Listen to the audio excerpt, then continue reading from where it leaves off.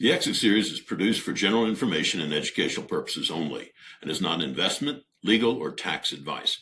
Views expressed are those of the host and the guest and do not necessarily reflect those of any affiliated firm. The host is associated with an SEC-registered investment advisor. Nothing herein constitutes an offer or solicitation of advisory services. Guests are not necessarily clients. This is the Exit Series. I'm Bob Roark. This is for founders, brokers, and attorneys. The people are in the room when the deal closed or before, talking about what happens next. This is the conversation nobody else is having. On this episode, we have Kevin Bozung. He's an executive business coach and former co-founder of SafetyNet.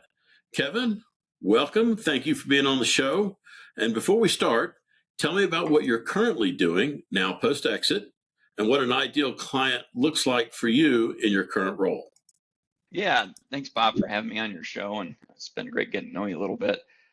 I was in the IT managed services space. I actually started in that industry when I was a teenager, so it's really all I know. So I'm spending my time working in the industry that I came from exclusively. So I work with a gentleman named Paul Sissel. He was my business coach that I'd helped me at the last year or so that I had the company. And so I spend most of my time working with him and his company, Growth Caddy. And at any given point in time, we have 10 IT managed service providers that we engage with directly and help them try to achieve their value creation strategy. Most of those companies are privately owned with 1 to 3 owners, and they're 2.5 to 10 million in revenue.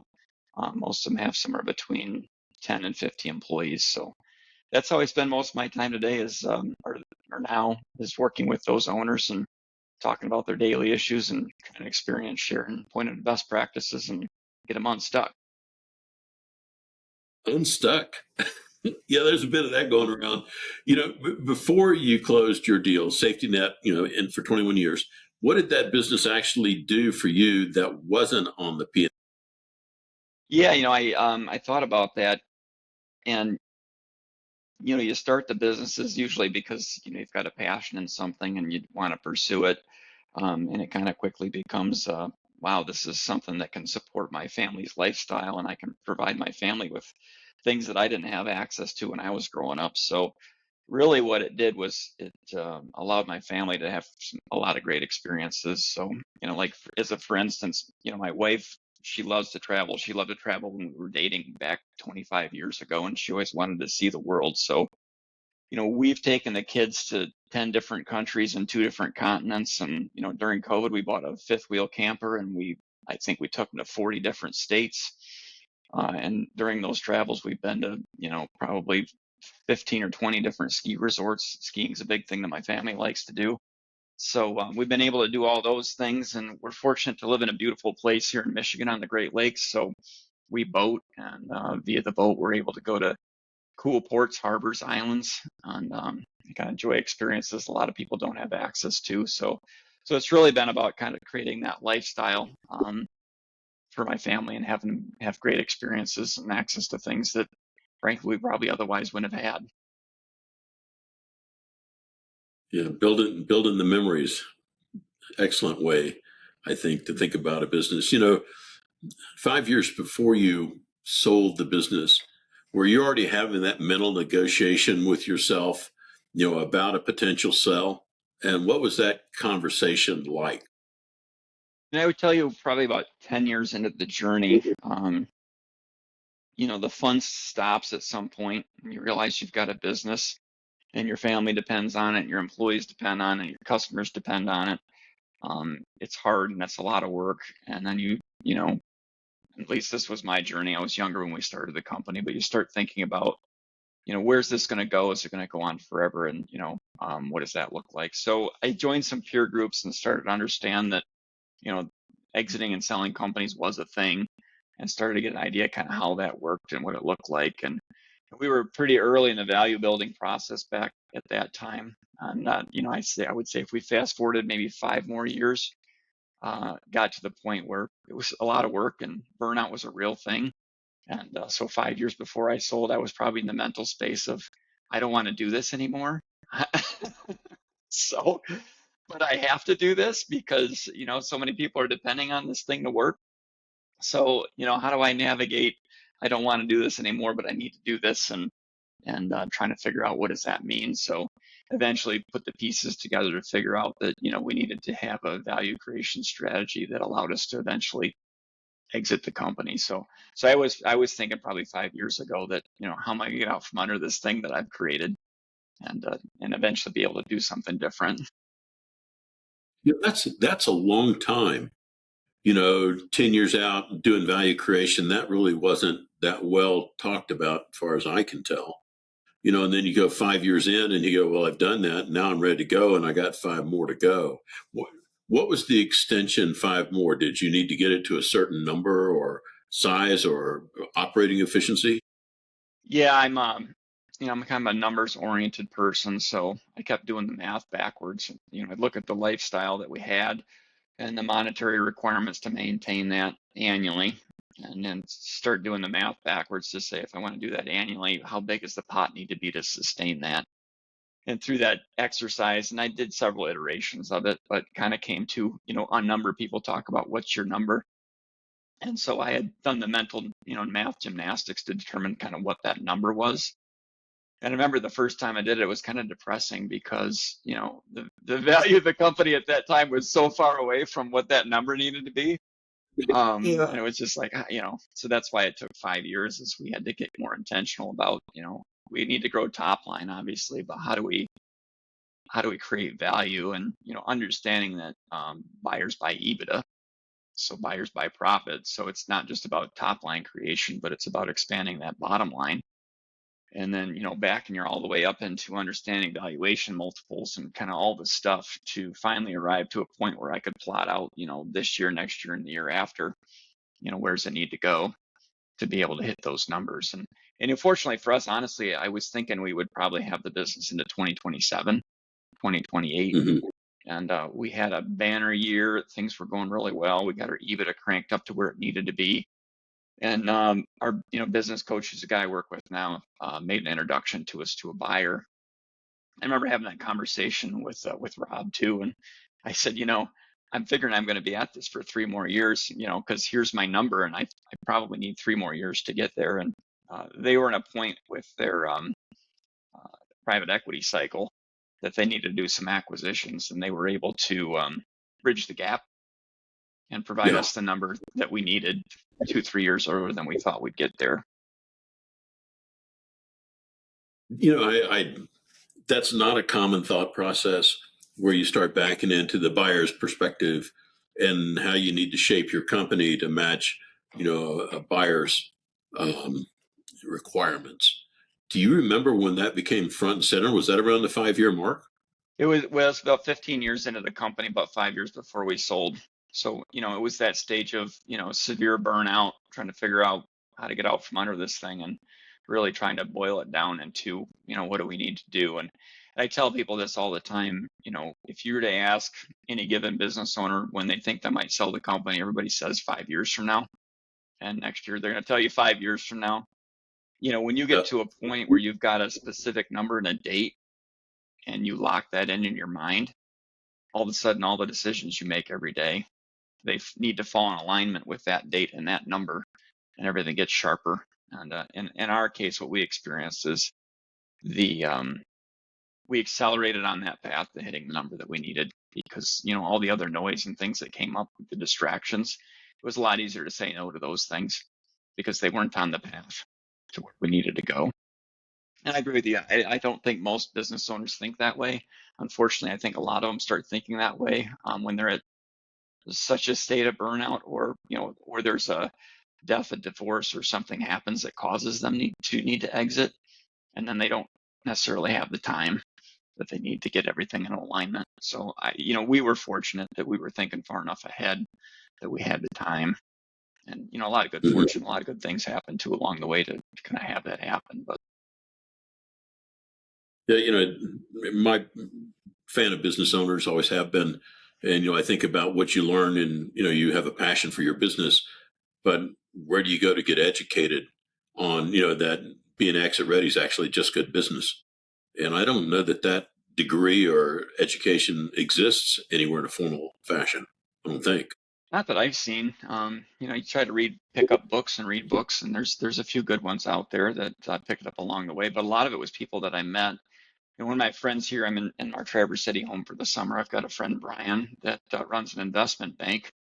And I've known him for 6 or 7 years. He's always been generous with his time, and we have coffee or lunch or whatever, and he would kind of educate me on aspects of how deals come together, what buyers are looking for. He'd introduce me to financial metrics and things I'd never heard of before, so I'd take notes and go back and try to understand what those things were. And then I tell people all the time, business peer groups are one of the best things that any business owner can do.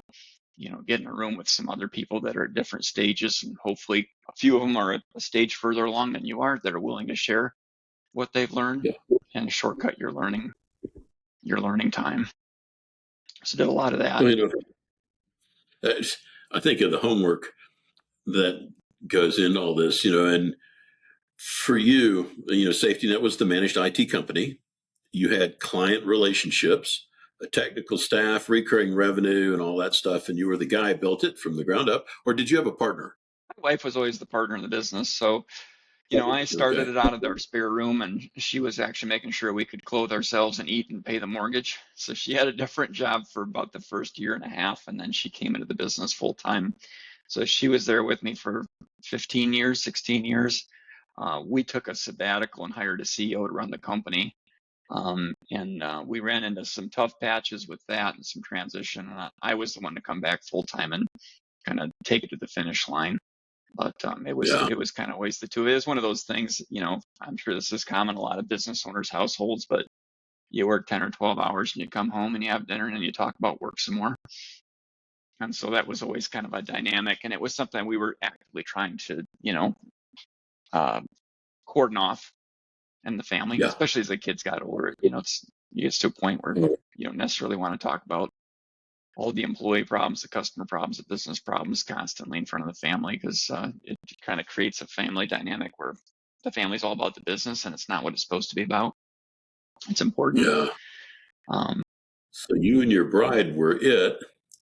And when you guys thought about selling, was there something that you were concerned about losing, not the revenue, but something else besides the revenue? no, I think I'm an outlier on that. You and I are both CEPAs, so we've kind of gone through that process and understanding what happens to owners when they exit. And a lot of them have a lot of regret and they miss things about the business. And I'm not one of those people. So I was just, I wasn't concerned about it up front, and I haven't been concerned. I actually went to my building and saw some of my former colleagues the other day because, the company that bought us still occupies our building, and I know most of the people in the region here that are part of the company, and it's great seeing them. They're great people. A lot of them are friends of mine, but I don't miss being kind of, in the mix and in the war. With everything that's going on every day. So there's really not much about it that I miss, and that maybe sounds bad, might not be the answer you expect to hear, and that people that listen in might want to hear. But as I said, I was pretty profoundly burnt out 15 years in, and I toughed it out for another several years. So I was ready. And was it September of 24, the deal closed? If rolling back, walk me through the day, where were you? What was in the room, and what was it, the first thing that basically your visceral body response when either the wire cleared or the check showed up? What was that like? I was sitting right in this office. This is the same office I was in.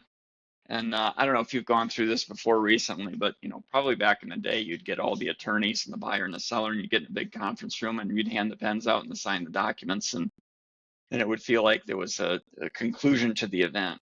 Well, it's not really how at least it happened for me. It was actually, I remember this specifically.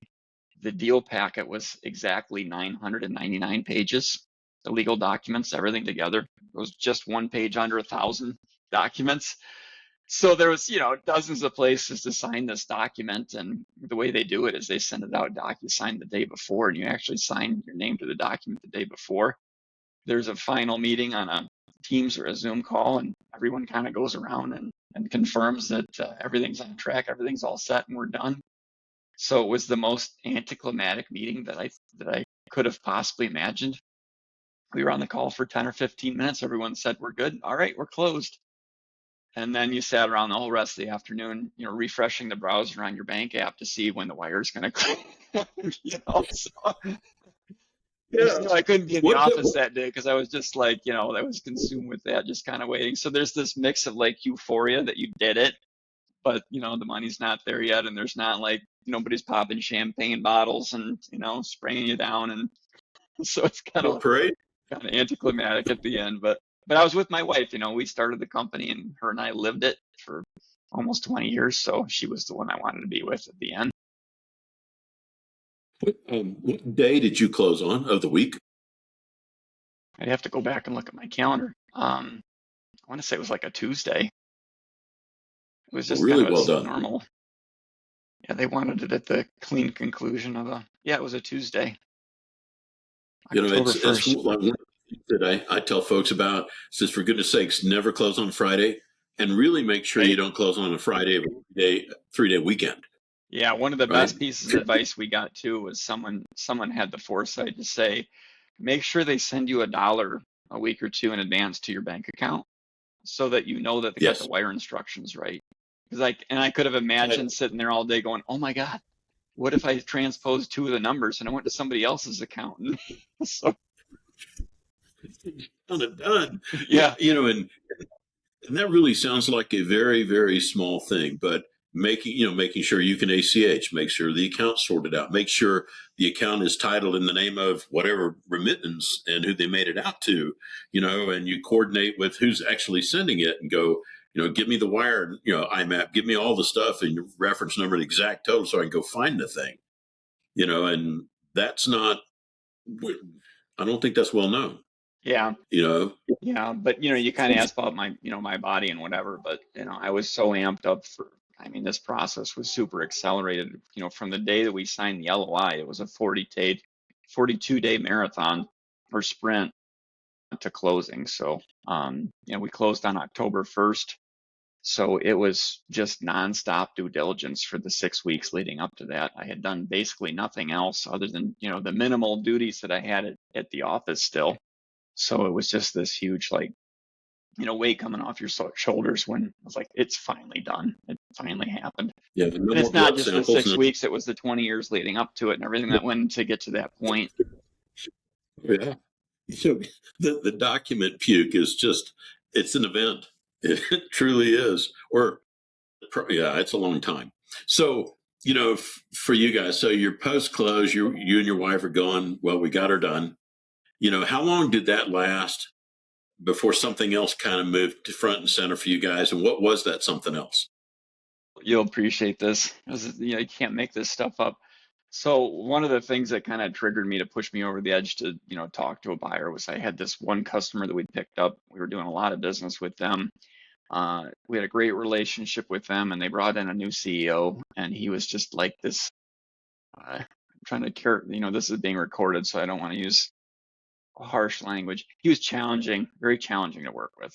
He's like this mafia style character, and kind of walked in and basically stopped paying the bills and said, we're not going to pay you guys, and just kind of it turned into a big problem. We had to get the attorneys involved. So, we had to file suit to try to get them to pay us. They owed us like $100,000. And, this is all tied up in the working capital calculations too. And you don't know if you're going to get the $100,000 or not. So, we closed at, I don't know, 9 or 10 in the morning on the 1st. And I think it was around 1 or 2 o'clock that afternoon. They countersued us for $1 million.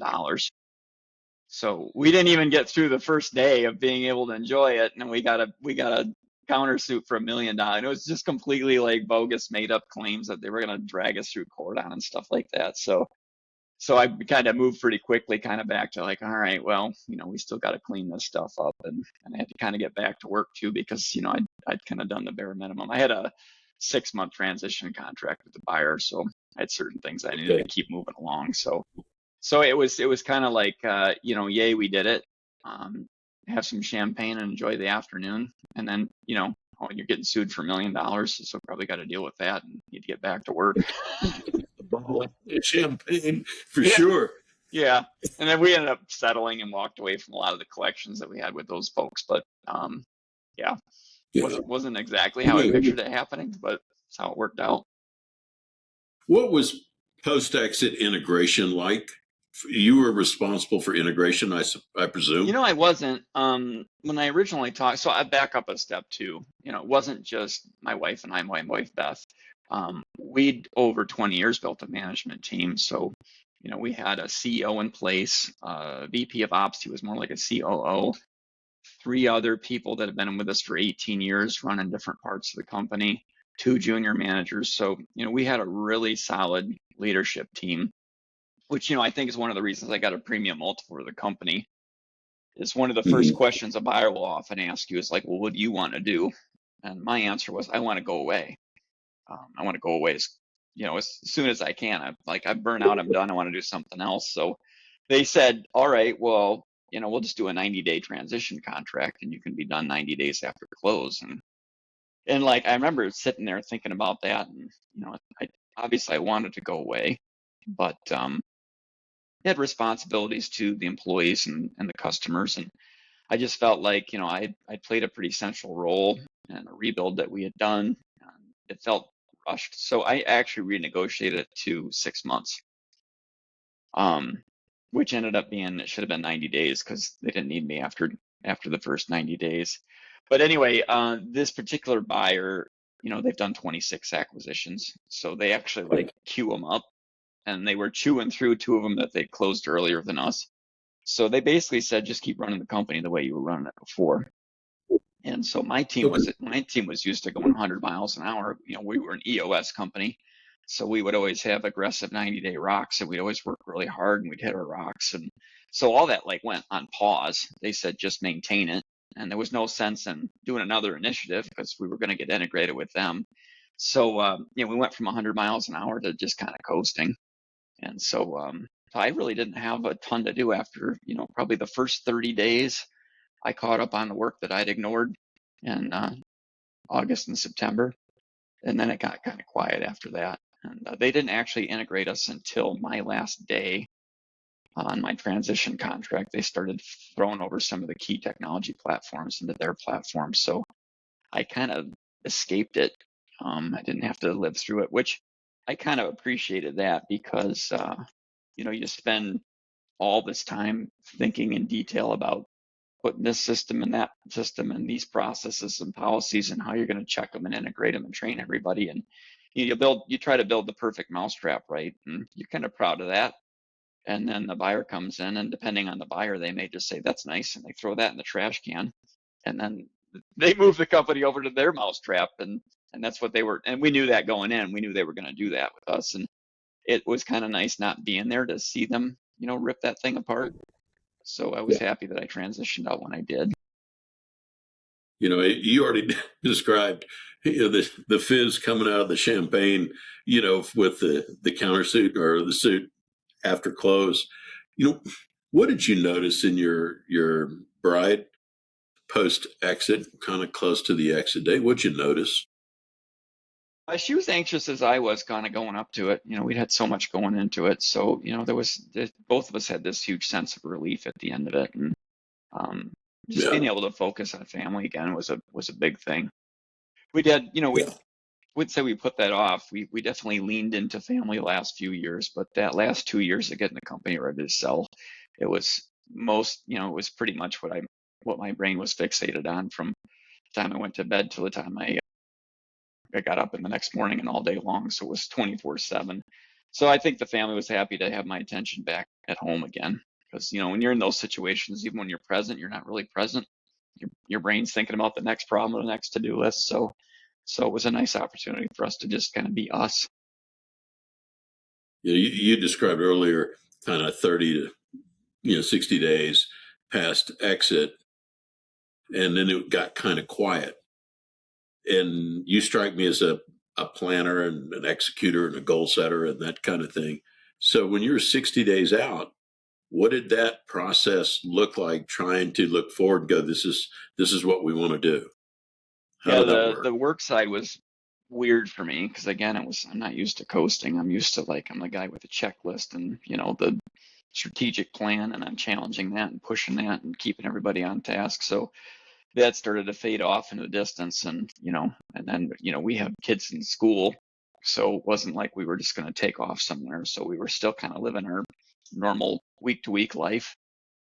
And, so I don't know, tried to spend some time thinking about, what was next. And I'd sort of already had that mapped out too. I want to do the consulting work that I'm doing now. So yeah, it was just kind of this interesting transitionary time. And I think when people think about what's going to happen, that there's just going to be this life-changing event and everything's going to be different, and I don't know, you're going to be sitting on a beach somewhere doing whatever. But it wasn't like You that. It know, was more like the bank account was full, and I still had responsibilities, and we couldn't pick up and go. So it was just kind of different. you were describing that the things that the business provided for your family is the opportunity to travel and do a bunch of things. Do you think that that was very good preparation for post-sale next steps, the fact that you'd actually done a lot of those things and you could say, I want to do more of this one and less of that one? Yeah, yeah. And you and I have had conversations outside this call today, but because we became untethered to the hometown that we live in, my wife started exploring the idea of, our kids have been to downhill race skiing since they were little. My daughter loves it. So we started exploring the idea of, living somewhere else for the next couple of years. And so we ended up moving to Colorado for the school year. We actually moved last August out to Snowmass area. Enrolled my daughter for junior in high school out there. So it wasn't too long after we started having these conversations, and we actually almost bought a house in Copper Mountain.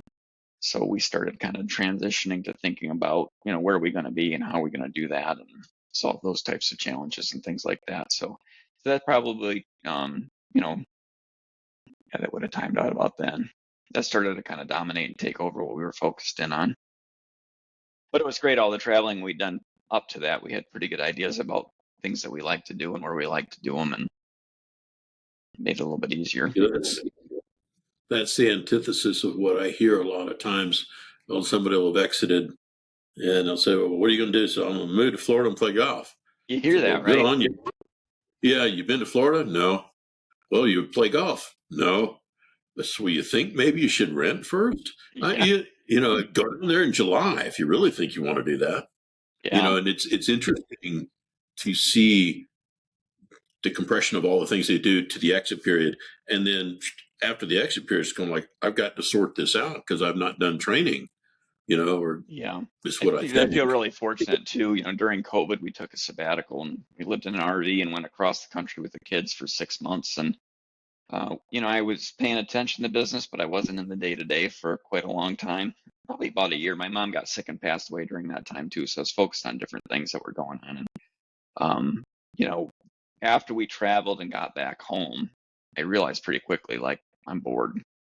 Like when we're not intensely doing travel, like I got bored in a hurry, and it was part of what the business needed me, but I needed something to do anyway. So I recognized that about myself early, which was good before we actually sold the company. I knew that I would need something to put my time into because I just don't sit around very well. So yeah, I've been trying to, uh, develop the consulting work that I do. And you and I talked, I like to big game hunt. So, I've been ratcheting up the number of trips and how much time I spend doing that. I spent 6 or 7 weeks in the mountains last fall, chasing critters around and having a great time with doing that. So I try to open up more space in my life for the things I really like to do, and my wife too.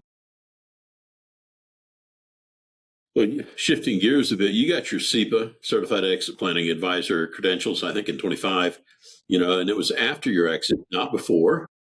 So you went through the knothole selling your business first, and they got trained to help others go through the same knothole.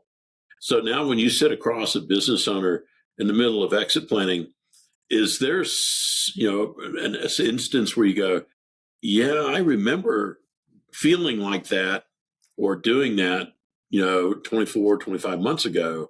What does that feel like now when you go, I've been there and I know what you're experiencing or, been in your shoes? Oh yeah, all the What's that like? time. We had a client that we helped get to market and sold earlier this year, and I remember having a few conversations with Chris about, how this process was going to go, and he was he was mentally spent and done too. He needed to move on, and we'd have conversations about like, what is life going to look like after for you? And we had that exact same conversation too. Like, it sounds great that you're going to golf every day, but you're going to get sick and tired of that. So, what are you going to do? So yeah, I have those conversations. What's interesting about that is you can tell people that, and people probably told me that, but you're so engrossed and wrapped up in everything you're doing, particularly if you're trying to polish up the company and you're going through due diligence and it's just consuming all of your time. Someone can tell you that, and it's hard to hear it. It's hard to actually hear it. So you try to do your best to have a conversation. You hope you get through, but at some point they need to kind of live through it on their own, and you just hope that they've done the right thing for them and they've got some kind of afterlife plan, and you can guide them the best you can to doing that. But there's always these woulda, shoulda, couldas too, and I wish I would have gotten my CEPA 3 or 4 years ago. I wish we'd have met, some tax strategists. I wish we'd done this. I wish we'd have done that. I wish I would have done peer group facilitation. I thought about it and I hadn't done it because I was focused on the business. So, go kind of back in time. I think I would have invested in some of the after things and some of the, transaction things before we did. And, now that I'm on the other side too, with that experience, those are conversations that I have with people. Yeah, I think the value that you bring to the table, for the folks that you're consulting with, go been there, done that. I'm not just talking out of a textbook, and my experience is a lot of business owners get to the altar and then don't make it quite that, past the altar. And so they say, I'm going to worry about that after I close. Yeah. And, you hear that a lot. And again, you kind of sympathize. You're like, yeah, I was where you are. And I know you don't have a lot of mental bandwidth left for anything else, but yeah, there's trouble coming. That euphoria lasts about 90 days and then you're kind of living life again. And it's not that different. It's just, again, your portfolio, your wealth management account is filled up, and hopefully with as much as you want. But there's a lot of owners too that, they'll sell not for enough to maintain the lifestyle. So they're kind of looking at, am I going to start another business? Am I going to consult? Am I going to get a job, report to somebody else? So they've got all those things to think through, and some of them will stay on with the buyer too. But I've got friends that have done that. Some successfully, not as often. It feels pretty weird working for somebody else doing the same thing in basically the business that you sold. So I've got a friend I can think of right now that did that, and I don't think he's enjoying that process very much either. Well, if you have responsibility but not authority, it's a bit of a challenge. Yeah. And just like the company, we've got the way we did it, and boom, you sell it, and you go, well, what made you successful, we're not going to do. Yeah, we're still when they've got an earnout and they've got to, hit certain, EBITDA targets, revenue top line targets, but they lose the ability to control everything in between. And that creates a lot of, challenges and anxieties and conflict for them as well. You describe yourself pretty driven, goal-oriented, EOS, moving rocks and boulders and, 90 days and all that stuff. So now you're on the other side of the exit and you're in the consulting space. How do you apply that type of drive to what you're doing now? Yeah, that's an interesting balance. Over the winter, I probably worked more than I wanted to. I did a webinar series with an industry leading company. So every week I was on doing a call like this, but I put the content together and drive that forward. So I was starting to push full time again. And like mentally, I'm like, well, wait a minute. We sold the business, so I wouldn't have to do this anymore, so that I could do, I go skiing or I could hang out with my daughter and stuff like that. So I find myself checking myself often with reminding myself that I don't need to push that hard anymore. Even to the extent like, Paul and I at any given time will work with 10 companies. And sometimes I sit there and go, but I could probably take on 2 or 3 more if I wanted to work more, and then I could make more money. And then I'm like, well, why? I don't need to make more money. I need to stay occupied. But what really am I after is, personal freedom and flexibility. And, time with my daughter while she's still in the home and stuff like that. So I don't know. It's kind of the yin and the yang going back and forth in my head about, I want to stay occupied. I want to stay relevant. I want to give back, but I can't let that slippery slope take over and put myself back in a situation. And really, it's like a comfort space. You get used to going hard for 20, 30 years of your profession. It doesn't feel right. It feels, I find myself saying, man, I was really lazy today. Like I only worked like 5 hours today. Really lazy. Yeah. And it's like, well, it's by design. That was the whole point. I think of those as guardrails. I was after the trip to Nashville. I rented a car that had self-driving. Didn't know. Hit the button. I thought it was cruise control. Here I am going down the road, right? Staying between the guardrails effectively until a semi came in my lane, and of course then I adjusted. But I think about what you're talking about: overwork and saying what's important, recentering, get your guardrails, go. The destination is comprised of this, not just work. And I don't know that that's a common thought process that's arrived at early for Yeah, a and lot I of guess folks. I'm fortunate. I've talked to a number of people and I've heard stories about other people, but from what I understand, it's pretty common for somebody to sell a business and then within weeks or months they've jumped right back into another one. Or they'll start a restaurant or they'll do this and do that. And so often you hear that those don't turn out very well, either economically and from a life balance perspective. So I've been really careful about not doing that. And certainly could, but I go back to like, what's the point? Life is about more than working and making money, at some point. And I think I've got the benefit too. My mom got sick and died of cancer when she was 64 or 5. And, Yeah. she'd worked right up until she got the terminal diagnosis. And then she finally retired. So, that kind of grounded me to say, well, wait a minute, like you can work your whole life and do all the right things. And then, I'm sure there was a lot of trips she wanted to take with my dad and things that she wanted to do that she never did. Yeah. And she probably could have. Had she known the finality of it and when, she probably would have. And so that rattles my head all the time too. Is there's no guarantee I get up tomorrow. So now that I've had success, it's like take advantage of the spoils of the success, do the things with the people you care about. In thinking about your role where you're coaching other founders, and that came into focus for your next chapter. Was that pre-exit, or did that start to really manifest post-exit for you to want to be a coach? It was pre-exit. It was something I decided actually quite a while beforehand. I've got a close friend of mine that's in my home market here, and he's got a technology-related business. And I won't say too much so I don't kind of call him out, but he struggled to figure out, how to get the business to where he wants it. And so I had the opportunity to come in and dig through his business and, provide him some coaching and some pointers and things like that. And I get done with that. And I really, really enjoyed that. I really like digging into the nuts and bolts of somebody else's business and providing guidance and sharing lessons learned. So I knew from that experience it was something that I wanted to do. And as I mentioned, I've been involved in peer groups for 10 years. And so I was having conversations with my peer group facilitator. He was looking to stop doing that, and I was going to pick up his groups and do that. So I kind of had those thoughts in advance, and probably quite a few years in advance. So I kind of knew that I would transition into doing that, and I do like it. Okay. I get a lot of fulfillment from it. And I don't know that that's real common either, that people have kind of got their next thing sort of mapped out. For me, it's been good because it's I can work as much as I want to work, and I can work with who I want to work with. So it hasn't been a thing that where it sort of like takes over because you've got all kinds of obligations and responsibilities. So it's been a great balance for me. Staying relevant and passing on what you know. Your coaching business is called Break Free Business Coaching. You named it that right way, I'm sure on purpose. I did.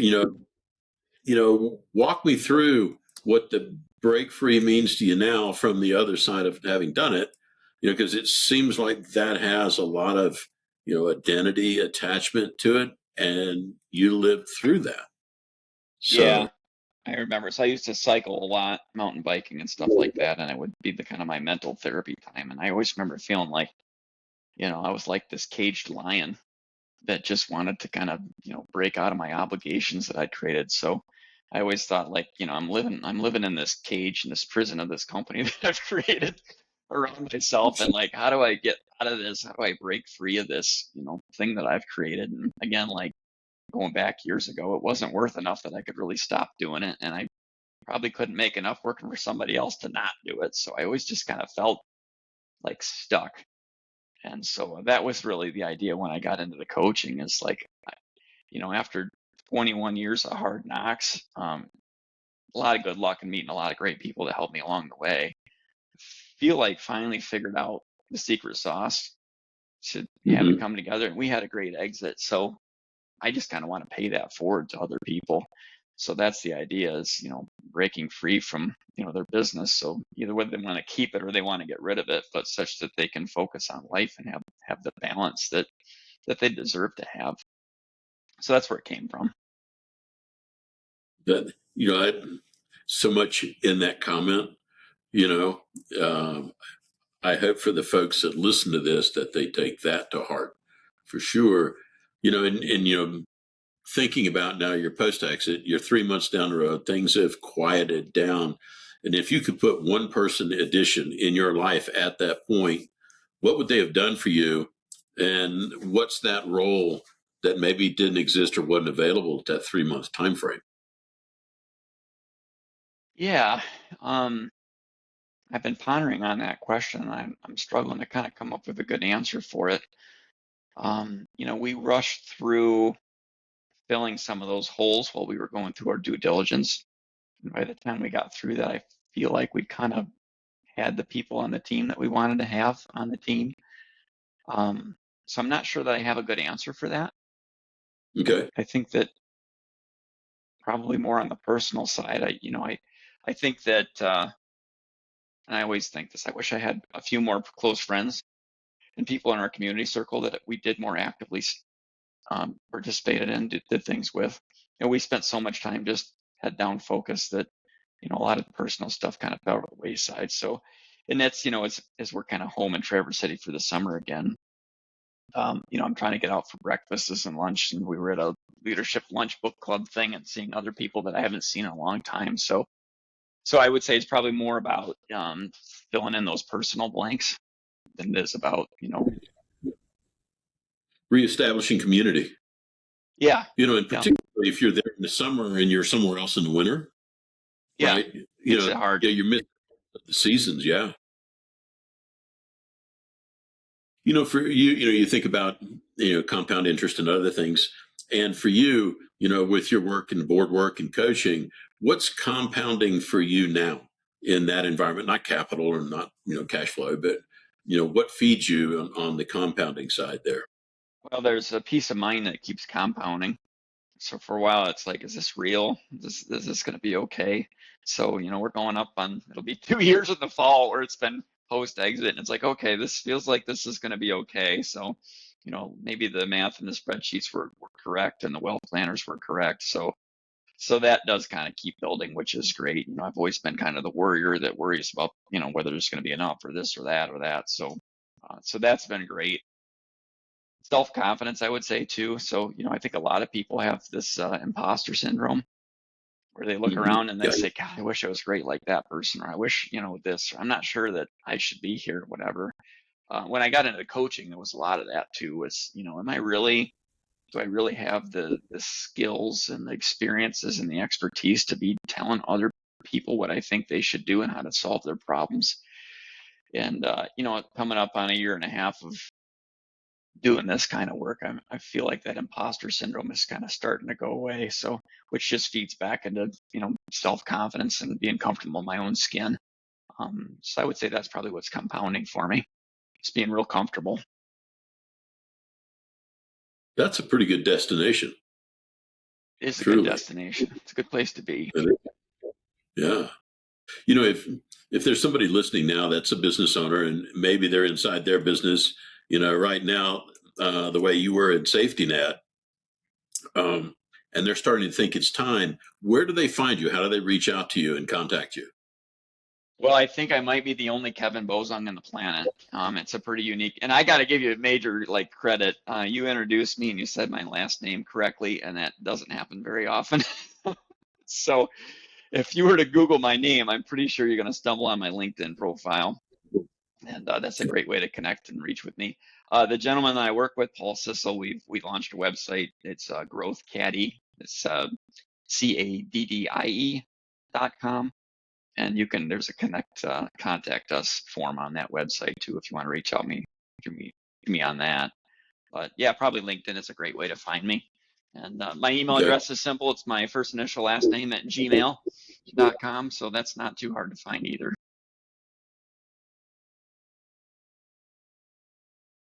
Let's see. One specific sentence, maybe not wisdom, that you would share with a founder 18 months pre-exit, so you could talk to them and say, this is a statement I would tell you right now to make a difference.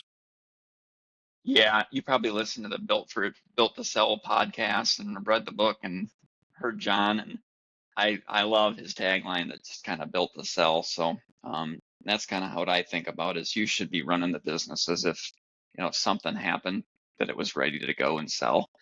And I think that's probably the best piece of advice is have it ready to go to sell tomorrow if you had to, which means you're not going to do it in crisis. And I don't say that to mean like stop investing in it, stop making it better and squeeze every penny out of it. But, have your house in order, have your estate plan in order, have your team in order, make sure you've got, good legal and CPAs and things like that. So, but yeah, I don't know if that kind of answers the question, the kind of way you were thinking, but yeah, think John a little further Warlow, forward. he's a gem. I've had him on a previous podcast. He's Good guy. great. I mean, anytime I'm driving for more than half an hour, I go in and then, find his podcast on Spotify and I click the next one and listen to it. So I pick a nugget or two out of every single one of those that I sit on. So he does a great job. But and my only other thought is, to focus on value building. It's really easy to kind of get in a rhythm or a rut or you just kind of go in the office every day and not focus on what am I building. At some point you're going to exit, whether you want to or not, you're going to exit. So what are you building to leave behind to your loved ones and the people around you? So, and focus on that. Stop getting distracted with everything else. Well, that's the tactical versus strategic move. Tactical day-to-day, strategics down the road. And I think so many of the folks in the exit space, I mean, it's just good business principles to build an exit-ready company. And, you may wake up and go, I love running the company this way and not sell for a while. Absolutely. But yeah, it's just. That's the best, right? Yeah. If you got a company you love and it's making great money for you and you want to keep doing it, that's awesome. That's what you want. But if something changes, then, hopefully you've got the optionality to stick with it or get rid of it. Yeah. So for you, kind of to come to a close here, your life now in one frame, what's the frame? Oh, it's probably, family and experiences. That's what I'm focused in on. So my wife and I are kind of thinking about buying a new home. We've got the very specific properties that we're looking for, and I've got the mental image in my mind of what that's going to look like, so that the kids can come back with grandkids and do all the things. And so I'm kind of thinking about what that long-term vision looks like. But it's all about the people you love, keeping them close. My father-in-law did that. He went to Minturn between Vail and Beaver Creek. Yeah. And so. Yeah, so all the skiers in the family, that was a great place to go because it was in the mountains where, the kids always aspired to retire to and go see them. So, yeah, and I've seen other people do that too. And, you look at it and like, what do they need all that house for and whatever? And it's like they built it so their family would come. And so I think about that a lot. Well, Kevin, this has been a joy, a great follow-on to our chance meeting in Nashville. That was good. So I appreciate your views and willingness to share your observations and time. Well, I'm so you glad know, that and we going, happened to just sit down at the same table together. So it's been great get to know you a little bit too, and I'm hoping you go to the next conference so we can catch up for cocktails or breakfast or whatever we have oh time yeah, for. just to see what's going on, you know, and for all of this stuff, for the folks that are out there listening, you know, I hope you find it informative and useful, you know, whether it's for the founders that are pre or post exit and the professionals that are serving that business owner. So to close, this is the exit series. If you know of a founder who's sold or is about to, or a broker who's seen it, or an attorney that's sat across from the table, send them this episode and subscribe to wherever you listen. We'll see you next time.